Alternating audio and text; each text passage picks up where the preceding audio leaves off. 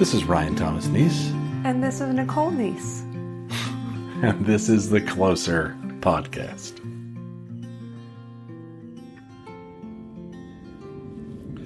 Hi, friends.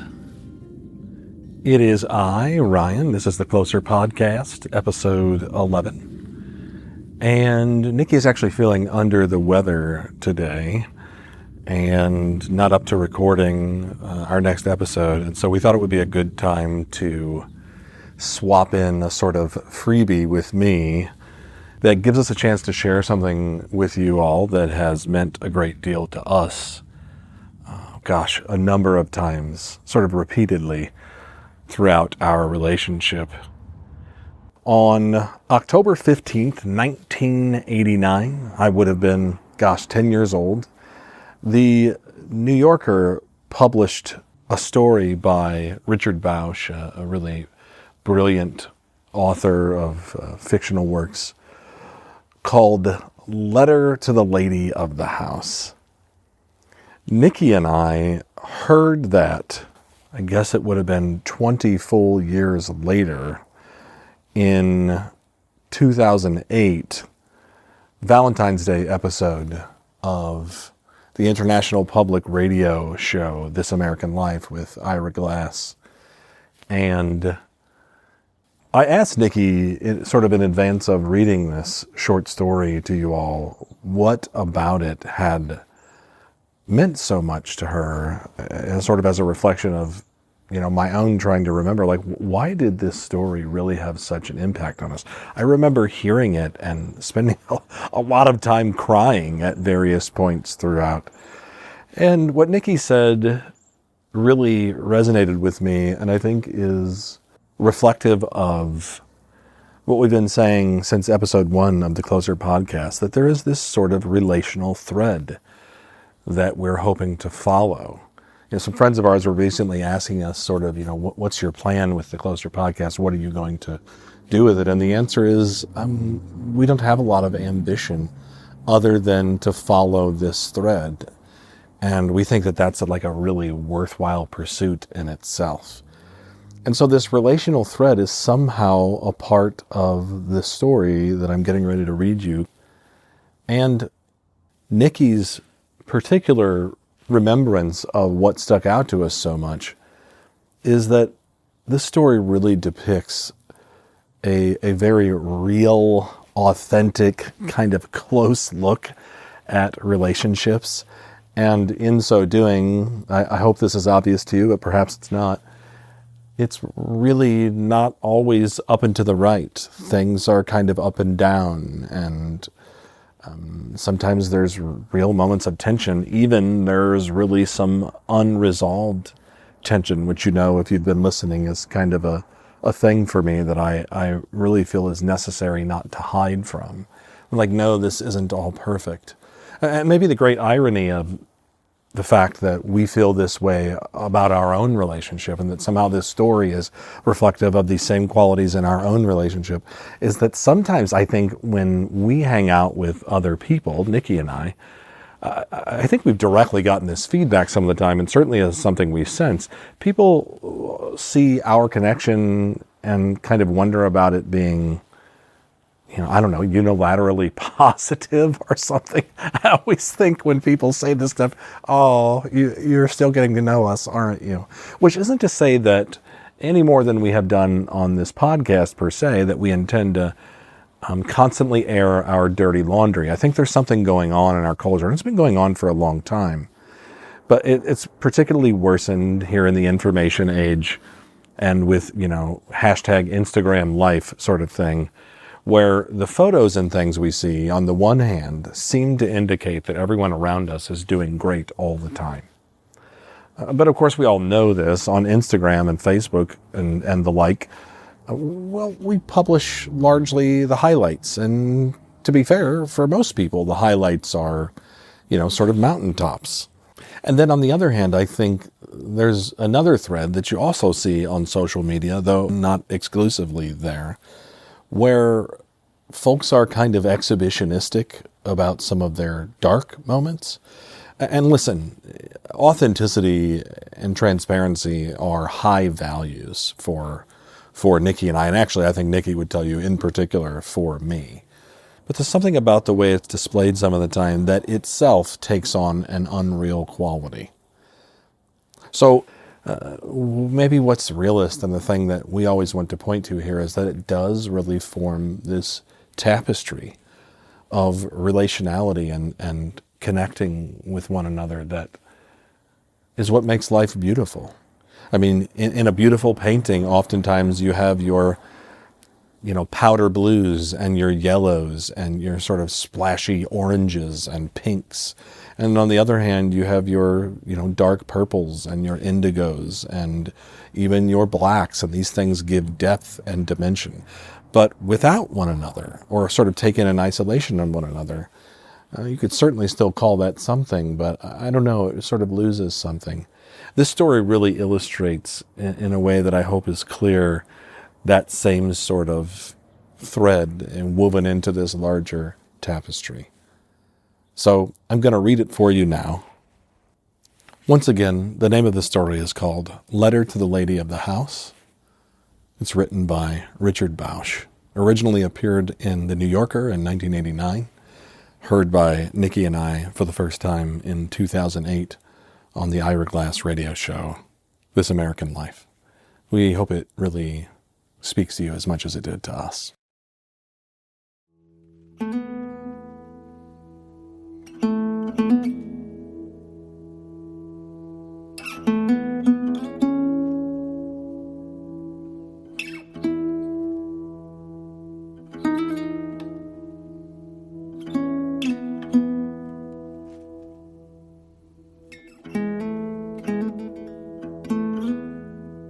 It's exactly 20 minutes to midnight on this, the eve of my 70th birthday. And I've decided to address you, for a change, in writing, odd as that might seem. I'm perfectly aware of how many years we've been together, even if I haven't been very good about remembering to commemorate certain dates, certain days of the year. I'm also perfectly aware of how you're going to take the fact that I'm doing this at all, so late at night, with everybody due to arrive tomorrow and the house still unready. I haven't spent almost 5 decades with you without learning a few things about you that I can predict and describe with some accuracy. Though I admit that, as you put it, lately we've been more like strangers than husband and wife. Well, so if we are like strangers, perhaps there are some things I can tell you that you won't have already figured out about the way I feel.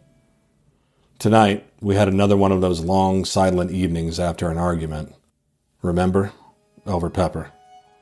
We had been bickering all day, really, but at dinner I put pepper on my potatoes, and you said that about how I shouldn't have pepper because it always upset my stomach. I bothered to remark that I used to eat chili peppers for breakfast, and if I wanted to put plain old ordinary black pepper on my potatoes, as I had been doing for more than 60 years, that was my privilege. Writing this now, it sounds far more testy than I meant it, but that isn't really the point. In any case, you chose to overlook my tone. You simply said, "John, you were up all night the last time you had pepper with your dinner." I said, "I was up all night because I ate green peppers, not black pepper, but green peppers." "A pepper is a pepper, isn't it?" you said. And then I started in on you. I got, as you call it, legal with you, pointing out that green peppers are not black pepper. And from there we moved on to an evening of mutual disregard for one another that ended with your decision to go to bed early. The grandchildren will make you tired, and there's still the house to do. You had every reason to want to get some rest, and yet I felt that you were making a point of getting yourself out of proximity with me, leaving me to my displeasure, with another ridiculous argument settling between us like a fog. So, after you went to bed, I got out the whiskey and started pouring drinks, and I had every intention of putting myself into a stupor. It was almost my birthday, after all, and, forgive this, it's the way I felt at the time. You had nagged me into an argument and then gone off to bed. The day had ended as so many of our days end now, and I felt, well, entitled. I had a few drinks without any appreciable effect, though you might well see this letter as firm evidence to the contrary. And then I decided to do something to shake you up. I would leave. I'd make a lot of noise going out the door. I'd take a walk around the neighborhood and make you wonder where I could be. Perhaps I'd go check into a motel for the night. The thought even crossed my mind that I might leave you altogether. I admit that I entertained the thought, Marie. I saw our life together now as the day-to-day round of petty quarreling and tension that it's mostly been over the past couple of years or so, and I wanted out as sincerely as I ever wanted anything. My God, I wanted an end to it. And I got up from my seat in front of the television and walked down the hall to the entrance of our room to look at you. I suppose I'd hoped you'd still be awake so I could tell you of this momentous decision I felt I'd reached. And maybe you were awake, one of our oldest areas of contention being the noise I make, the feather-thin membrane of your sleep that I am always disturbing with my restlessness in the nights. All right, assuming that you were asleep and don't know that I stood in the doorway of our room, I will say that I stood there for perhaps 5 minutes, looking at you in the half-dark, the shape of your body under the blanket. You really did look like one of the girls when they were little, and I used to stand in the doorway of their rooms. Your illness last year made you so small again, and as I said, I thought I had decided to leave you, for your peace as well as mine. I know you have gone to sleep crying, Marie. I know you felt sorry about things and wished we could find some way to stop irritating each other so much. Well, of course I didn't go anywhere. I came back to this room and drank more of the whiskey and watched television. It was like all the other nights. The shows came on and ended, and the whiskey began to wear off. It was a little rain shower. I had a moment of the shock of knowing I was 70. After the rain ended, I did go outside for a few minutes. I stood on the sidewalk and looked at the house. The kids, with their kids, were on the road somewhere between their homes and here. I walked up to the end of the block and back, and a pleasant breeze blew and shook the drops out of the trees. My stomach was bothering me, and maybe it was the pepper I'd put on my potatoes. It could just as well have been the whiskey. Anyway, as I came back to the house, I began to have the eerie feeling that I had reached the last night of my life. There was this small discomfort in my stomach, and no other physical pang or pain, and I am used to the small ills and side effects of my way of eating and drinking. Yet I felt the sense of the end of things more strongly than I can describe. When I stood in the entrance of our room and looked at you again, wondering if I would make it through to the morning, I suddenly found myself trying to think what I would say to you if indeed this were the last time I would ever be able to speak to you. And I began to know I would write you this letter. At least words in a letter aren't blurred by tone of voice, by the old aggravating sound of me talking to you. I began with this, and with the idea that, after months of thinking about it, I would at last try to say something to you that wasn't colored by our disaffections. What I had to tell you must be explained in a rather roundabout way. I've been thinking about my cousin Louise and her husband. When he died and she stayed with us last summer, something brought back to me what is really only the memory of a moment. Yet it reached me, that moment, across more than 50 years. As you know, Louise is 9 years older than I, and more like an older sister than a cousin. I must have told you at one time or another that I spent some weeks with her back in 1933 when she was first married.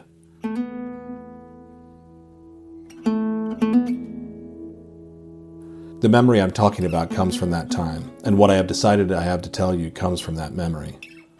Father had been dead 4 years. We were all used to the fact that times were hard, and that there was no man in the house, though I suppose I filled that role in some titular way. In any case, when Mother became ill, there was the problem of us, her children. Though I was the oldest, I wasn't old enough to stay in the house alone or to nurse her either. My grandfather came up with a solution, and everybody went along with it, that I would go to Louise's for a time, and the 2 girls could go stay with grandfather. You'll remember that people did pretty much what the old man wanted them to do. So we closed up the house, and I got on a train to Virginia. I was a few weeks shy of 14 years old. I remember that I was not old enough to believe that anything truly bad would come of Mother's pleurisy, and was consequently glad of the opportunity it afforded me to travel the 100 miles south to Charlottesville, where Cousin Louise had moved in with her new husband only a month earlier, after her wedding. Because we traveled so much at the beginning, you never got to know Charles when he was young. In 1933, he was a very tall, imposing fellow, with bright red hair and a graceful way of moving that always made me think of athletics, contests of skill. He had worked at the Navy Yard in Washington and had been laid off in the first months of Roosevelt's New Deal.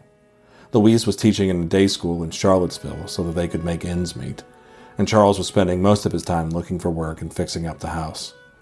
I had only met Charles once or twice before the wedding, but I already admired him and wanted to emulate him. The prospect of spending time in his house, of perhaps going fishing with him in the small streams of central Virginia, was all I thought about on the way down.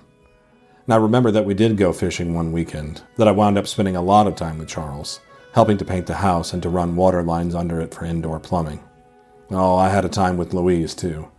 Listening to her read from the book she wanted me to be interested in, walking with her around Charlottesville in the evenings and looking at the city as it was then. Or sitting on her small porch and talking about family, Mother's stubborn illness, the children Louise saw every day at school. But what I want to tell you has to do with the very first day I was there. I know you think I use far too much energy thinking about and pining away for the past, and I therefore know that I'm taking a risk by talking about this ancient history and trying to make you see it. But this all has to do with you and me, my dear, and our late inability to find ourselves in the same room together without bitterness and pain. That summer, 1933, was unusually warm in Virginia, and the heat, along with my impatience to arrive, made the train almost unbearable. I think it was just past noon when we pulled into the station at Charlottesville, with me hanging out one of the windows, looking for Louise or Charles. It was Charles who had come to meet me. He stood in a crisp-looking seersucker suit, with a straw boater cocked at just the angle you'd expect a young, newly married man to wear a straw boater, even in the middle of economic disaster. I waved at him and he waved back, and I might have jumped out the window if the train had slowed even a little more than it had before it stopped in the shade of the platform. I made my way out, carrying the cloth bag my grandfather had given me for the trip. Mother had said through her room that I looked like a carpetbagger. And when I stepped down to shake hands with Charles, I noticed that what I thought was a new suit was tattered at the ends of the sleeves. "Well," he said, "young John." I smiled at him. I was perceptive enough to see that his cheerfulness was not entirely effortless. He was a man out of work, after all. And so, in spite of himself, there was a worry in his face, the slightest shadow in an otherwise glad and proud countenance. We walked through the station to the street, and up the steep hill to the house, which was a small clapboard structure, a cottage, really, with a porch at the end of a short sidewalk lined with flowers. They were marigolds, I think. And here was Louise, coming out of the house, her arms already stretched wide to embrace me. "Lord," she said, "I swear you've grown since the wedding, John." Charles took my bag and went inside. "Let me look at you, young man," Louise said. I stood for inspection, and as she looked me over, I saw that her hair was pulled back, that a few strands of it had come loose, and that it was brilliantly auburn in the sun. I suppose I was a little in love with her. She was grown and married now. She was part of what seemed a great mystery to me, even as I was about to enter it. And of course, you remember how that feels, Marie, when one is on the verge of things, nearly adult, nearly old enough to fall in love. I looked at Louise's happy, flushed face, and I felt a deep ache as she ushered me into her house. I wanted so to be older.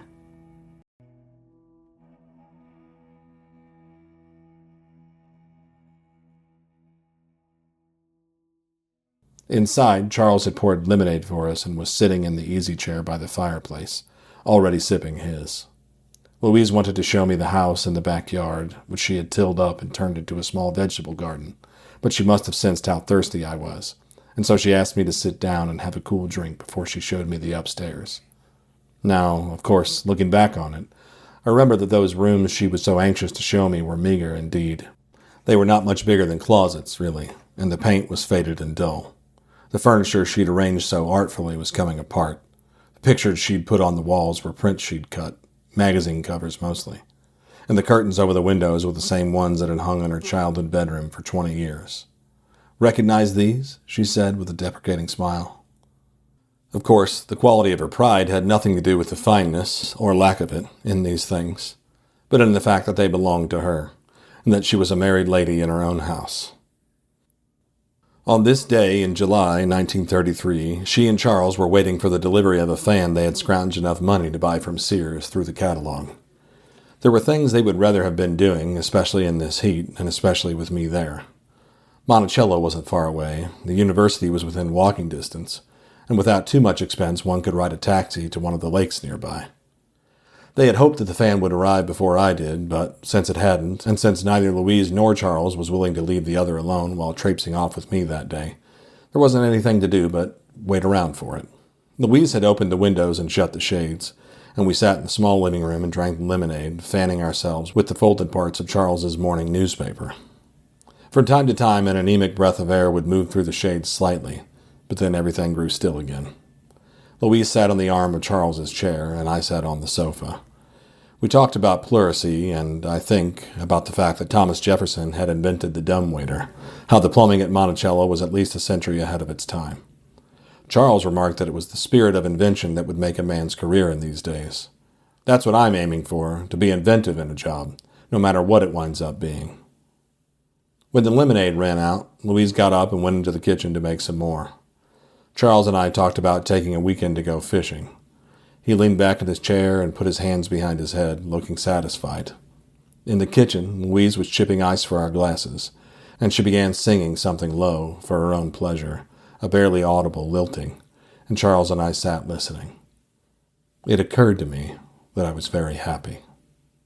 I had the sense that I soon would be embarked upon my own life, as Charles was, and that an attractive woman like Louise would be there with me. Charles yawned and said, "God, listen to that. Doesn't Louise have the loveliest voice?" And that's all I have from that day. I don't even know if the fan arrived later, and I have no clear memory of how we spent the rest of the afternoon and evening. I remember Louise singing a song, her husband leaning back in his chair, folding his hands behind his head, expressing his pleasure in his young wife's voice. I remember that I felt quite extraordinarily content just then. And that's all I remember. But there are, of course, the things we both know. When they moved to Colorado to be near Charles's parents, we know they never had any children. We know that Charles fell down a shaft at a construction site in the fall of 1957 and was hurt so badly that he never walked again. And I know that when she came to stay with us last summer, she told me she'd learned to hate him. And not for what she'd had to help him do all those years. No, it started earlier and was deeper than that. She hadn't minded the care of him, the washing and the feeding and all the numberless small tasks she had to perform each and every day, all day. She hadn't minded this. In fact, she thought there was something in her makeup that liked being needed so completely. The trouble was simply that whatever she'd once loved in him, she'd stopped loving. And for many, many years before he died, she'd felt only suffocation when he was near enough to touch her, only irritation and anxiety when he spoke. She said all this, and then looked at me, her cousin, who had been fortunate enough to have children and to be in love over time, and said, "John, how have you and Marie managed it?" And what I wanted to tell you has to do with this fact, that while you and I had one of our whispering arguments only moments before, I felt quite certain of the simple truth of the matter, which is that whatever our complications, we have managed to be in love over time.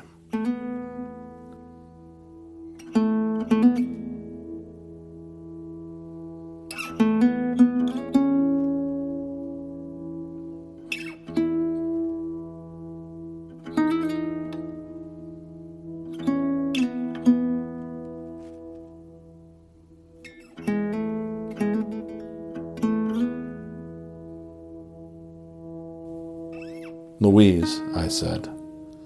"People start out with such high hopes," she said, as if I wasn't there. She looked at me. "Don't they?" "Yes," I said. She seemed to consider this a moment, and then she said, "I wonder how it happens." I said, "You ought to get some rest," or something equally pointless and monitory. As she moved away from me, I had an image of Charles standing on the station platform in Charlottesville that summer, the straw boater set at its cocky angle. It was an image I would see most of the rest of that night, and on many another night since. I can almost hear your voice as you point out that once again I've managed to dwell too long in the memory of something that's past and gone. The difference is that I'm not grieving over the past now. I'm merely reporting a memory so that you might understand what I'm about to say to you. The fact is, we aren't the people we were even then, just a year ago. I know that, as I know things have been slowly eroding between us for a very long time. We are a little tired of each other, and there are annoyances and old scars that won't be obliterated with a letter. even a long one written in the middle of the night in desperate sincerity, under the influence, admittedly, of a considerable portion of bourbon whiskey, but nevertheless with the best intention and hope. That you may know how, over the course of this night, I came to the end of needing an explanation for our difficulty. We have reached this place. Everything we say seems rather aggravatingly mindless and automatic, like something one stranger might say to another in any of the thousand circumstances where strangers are thrown together for a time, and the silence begins to grow heavy on their minds, and someone has to say something. Darling, we go so long these days without having anything at all to do with each other, and the children are arriving tomorrow, and once more we'll be back in the position of making all the gestures that give them back their parents as they think their parents are. And what I wanted to say to you, what came to me as I thought about Louise and Charles on that day so long ago, when they were young and so obviously glad of each other, and I looked at them and I knew it and I was happy. What came to me was that even the harsh things that happened to them, even the years of anger and silence, even the disappointment and the bitterness and the wanting to not be in the same room anymore, even all of that must have been worth it for such loveliness. At least I am here at 70 years old, hoping so. Tonight, I went back to our room and stood gazing at you asleep, dreaming whatever you were dreaming. And I had a moment of thinking how we were always friends, too. Because what I wanted to finally say was that I remember well our own sweet times, our own old loveliness. And I would like to think that even if at the very beginning of our lives together, I had somehow been shown that we would end up here, with this longing to be away from each other, this feeling of being trapped together, being tied to each other in a way that makes us wish for other times, some other place.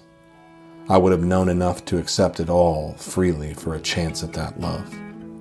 And if I could, I would do it all again, Marie.